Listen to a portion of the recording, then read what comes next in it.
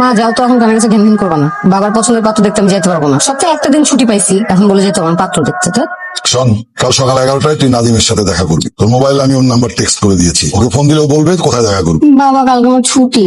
আরে সেই জন্যই তো দেখা করবি, যাতে করে তোর অফিস নষ্ট না হয়। বাবা অন্তত একটা ছবি দাও ছেলের। আরে কালকে তো সরাসরি দেখা হচ্ছে, ছবি দিয়ে কি করবি? আসল দ্বিতীয়বার তোর মুখে কোনো কথা আমি শুনতে চাই না। এই বাবা চলো। What is this? আপনি কি ব্যাপার? আমি আগে রিক্সা, এখন আপনি উঠে বসলেন কেন? মানে কি? আমি আপনার আগে উঠেছি। এই বাবা তুমি দেখেছো না কে আগে উঠেছে? যে টাকা রসিদ সে আগে উঠছে। আমি দিব, আমি বাড়া দিব। আমি আগে বসেছি, প্লিজ আপনি নামেন প্লিজ। আচ্ছা আমি মানলাম, আমার একটা জায়গায় পৌঁছতে হবে, আমার কখনো দেরি হয়, আমার একটু হসপিটাল যেতে। আপনি একটা রিক্সা করতে না, আমি ভাড়া দিব, সেটা করে আমি দিয়ে দিই। ওকে যাও, বেশি টাকা দিবে। হ্যালো, কি রে মামা, ফোন ধরতেছিস না কেন? কতক্ষণ ধরে ট্রাই করতেছি। ফোন সাইলেন্ট ছিল। Phone silent? কি এমন কাজ করতেছিস তুই যে ফোন সাইলেন্ট করে রাখছিস? তাকে তুই আমার ইগনোর করতেছিস? বেটা আমি কি তোর গার্লফ্রেন্ড যে তুই আমার ইগনোর করতেছিস? দেখ মন মেজাজ না এখন ভালো নেই, সব কথা ভালো লাগছে। তোকে পরে ফোন দিই।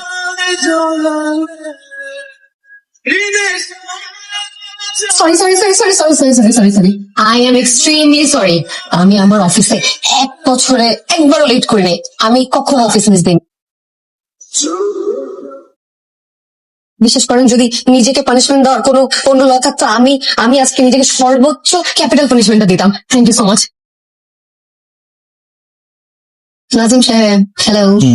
জি নাজিম, ইয়েস মিস্টার নাজিম। কোথায় হারা গেলেন আপনি? কোথাও না, আমি জাস্ট মনোযোগ দিয়ে আপনার কথা শুনছিলাম। ও, তার মানে আপনি আমার উপর রাগ করেন নাই? Not at all. আপনি আমার বাবার কাছে নালিশ করবেন না তো? না, আপনি কি কোনো কারণে আমাকে বাচ্চা মনে হয়?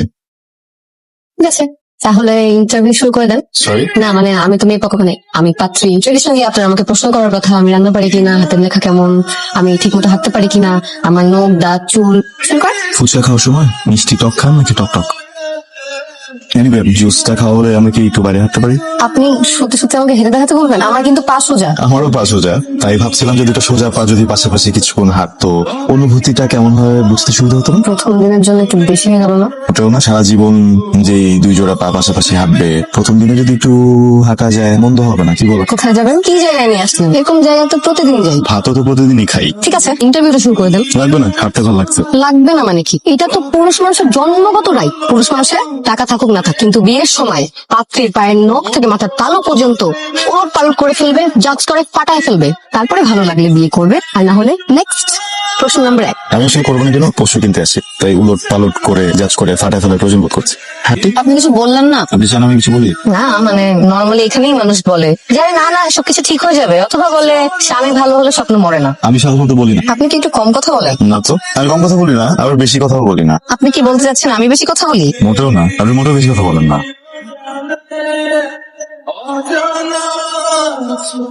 আপনি তখন আমাকে একটা প্রশ্ন করছিলাম কি প্রশ্ন? যে আমার ফুচকা টক টক পছন্দ নাকি মিষ্টি টক পছন্দ? মিষ্টি টক খেলে কি হয়? একজন নারী যখন মিষ্টি টক খায় তখন বুঝে নিবে পরিপূর্ণ নারী না।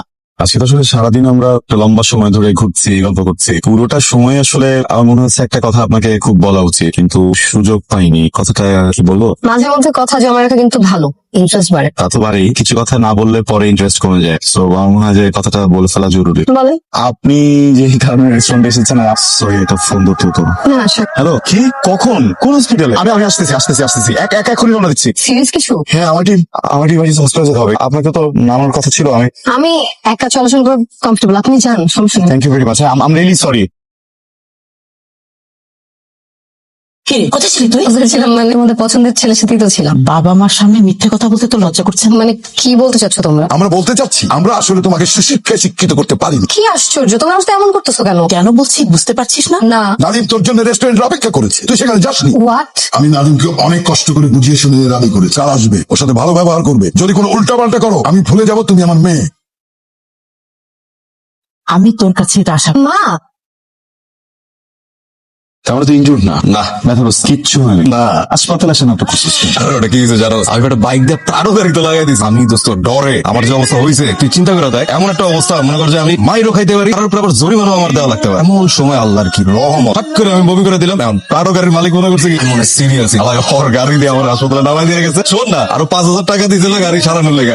ভন্ডামি লজ্জা লাগে না? আমার ব্যাপারে কথা বল। তুই আছে সারাদিন একটা মেয়ের সাথে ঘুরলি ফিরলি, আইসক্রিম খাইলি, ফুচকা খাইলি, কিন্তু তুই মেয়েটারে চিনোস? মেয়েটার নাম জিজ্ঞেস করছোস? না। Phone number? না। ঠিকানা?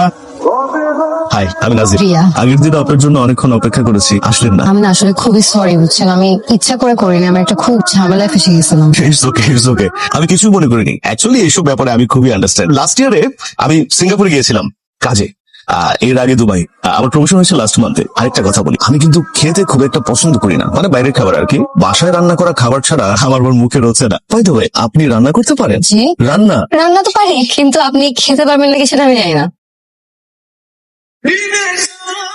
সিরিয়াসলি তুই ছেলেটার নামও জানিস না? আমি নাম জানতে যাবো কিভাবে? আমি তো নাথিং জেনে দেখা করতে গেলাম ওর সাথে। কিন্তু তুই তো নাম্বারটা নিতে পারতি। ফোনে কথা বলে গেছি, দেখা করতে নাম্বার চেতে যাবো কেন? এখন কি করবি তাহলে? কি আর করবো, বাবার পছন্দের ছেলেকে বিয়ে করে ফেলবো। ওই ছেলেটা কেমন? ভালোই, ভদ্র, প্রতিষ্ঠিত। তুই তোর মনটাকে আগে ঠিক কর। এটা বিয়ের ব্যাপার, সারা জীবনের ব্যাপার। এখানে ভুল করলে তো তোর জীবনটা শেষ হয়ে যাবে না। কি করবো আমি? একটা ছেলে যার নাম ঠিকানা কিচ্ছু জানি না, ওর জন্য অপেক্ষা করবো? মাসুল, ওরা তো জানতে চেয়েছে এখন তোর বাবা কি বলবে। কি বলবে? মাসুল না, আরে নাজিমের বাবা তোর বাবার ভালো বোন, পরিবারও খুব ভালো, চেনা যা। ওর সাথে বিয়ে হলে না তুই খুব সুখী হবি। নাজিমের বাবা ফোন করেছে, ওরা আগামী সপ্তাহে এনগেজমেন্টটা সেরে ফেলতে চায়। সে তো ভালো কথা। এই তুই কি বলিস? দেখো তোমাদের যেটা ভালো মনে হয়। কি রে, তুই ঘুমাবি না? কালকে তোর এনগেজমেন্ট, তোর তো খুশি থাকার কথা। তোর মন খারাপ মনে হচ্ছে। দেখ, সকালে উঠে যদি তোর মনে হয় কিছু ভুল করতেছিস তাহলে তুই থামিস। তুই কোনো কথা বলিস না, আমি কথা বলি না। আমরা ডিবি অফিসার, আপনার এখানে আমরা ইনভেস্টিগেশন আস, আমার সাথে কোঅপারেট করবো। বাংলাদেশের পুলিশ প্রশাসনের এখনো এত খারাপ অবস্থা হয়নি যে আপনার মতো কাউকে ডিবিতে রাখবে। মা কি এই দোকানে খাবে নাকি থানায় গিয়ে খাবে? ভাইয়া আমি সরি, ফ্রেন্ড আমার, মানে ও মানুষ খারাপ না, সব জায়গায় একটু মজা করে বেশি। প্লিজ আমি আপনাদের কাস্টমার হয়ে এসেছিলাম কয়েকদিন আগে, তো আমার সাথে একজন মানুষ ছিলেন। সামহাও ওই কন্ট্যাক্ট নাম্বারটা আমরা এক্সচেঞ্জ করতে ভুলে গেছি। দিস ইজ ভেরি ইম্পর্টেন্ট, জীবন মরণ না হলে আসলে আমি এভাবে আসতাম না। শুধুমাত্র যদি একটু আপনাদের সিসিটিভিটা চেক করে আমাকে। কথা দিয়ে মানুষের বন্ধু হওয়া যায় আর শত্রু হওয়া যায়। আপনি দেখে ভদ্রলোক মনে হচ্ছে, তাই দিচ্ছে। 4 তারিখ বিকেলের দিকে জুম করেন না, ওয়ালেট বের করেছিল একবার, জাস্ট একটা ছবি তুলে নিয়ে ছোট করে। দাঁড়ালি কেন? চল, কি বলবো যে যা সত্যি তাই বলবি। আচ্ছা তবে আমি গিয়ে বললাম, তো সে যদি না চায় তখন? দোস্ত, তুই যদি এখন না যাস তাহলে এই দায়ভার সারা জীবন আমার বয়ে বেড়াতে হয়। চল, আমি আছি তোর সাথে। আমার কলিগরা বল, আই এম রিয়েল উইনার, 1 বছরে 2টো প্রমোশন লাগিয়েছি। এক্সকিউজ মি, আসসালামু আলাইকুম, আমার নাম রায়হান। আমি আসলে একটা একদম ঠিক করেছেন, আপনার জায়গায় আমি হলো এটাই করতাম। আমার কোনো অধিকার নেই আপনার অনুভূতি নিয়ে এভাবে খেলার। আসলে ওদিন যখন আপনি এসেছিলেন রেস্টুরেন্টে, এসে আমার সাথে কথা বলা শুরু করলেন, তখন আমার বলা উচিত ছিল অনেক। আঙ্কেল, আসলে এইভাবে হুট করে এরকম একটা সময় চলে আসা অনেক বড় ধৃষ্টতা, কিন্তু মাঝে মধ্যে ছোটখাটো বেয়াদবি করা যায়। সেই বেয়াদবিতে যদি একটা জীবন বেঁচে যায়। আমি আসলে আঙ্কেল আমার নিজের জীবন বাঁচাতে চলে এসেছি, একটু দেরি করে ফেলেছি, কিন্তু খুব বেশি দেরি হয়তো বা করিনি। আঙ্কেল, আপনি কিন্তু বারবার আমার বাবা মাকে ইউএসএ থেকে আসতে বলেছিলেন। আমি কিন্তু বলেছিলাম আব্বা মা অসুস্থ, অ্যাকচুয়ালি মিথ্যা বলেছিলাম আঙ্কেল।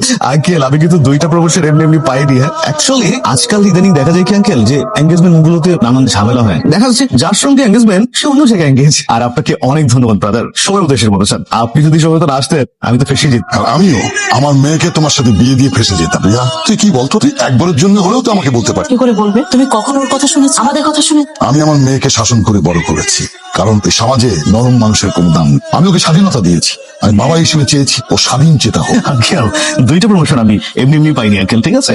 আসি আঙ্কেল। হ্যাঁ, আপনার পরিচিত কোনো ভালো ডেন্টিস্ট আছে? ডেন্টিস্ট? আমি তো জানতাম মানুষ প্রেমে পড়লে হার্ট দুর্বল হয়, আপনি ডেন্টিস্ট খুঁজতেছেন কেন? আশেপাশে আসলে গতকাল গালটা মনে ছেড়ে যাচ্ছে না। ওরে বাবা, হাতে কি জোর, নড়ে গেছে আমার।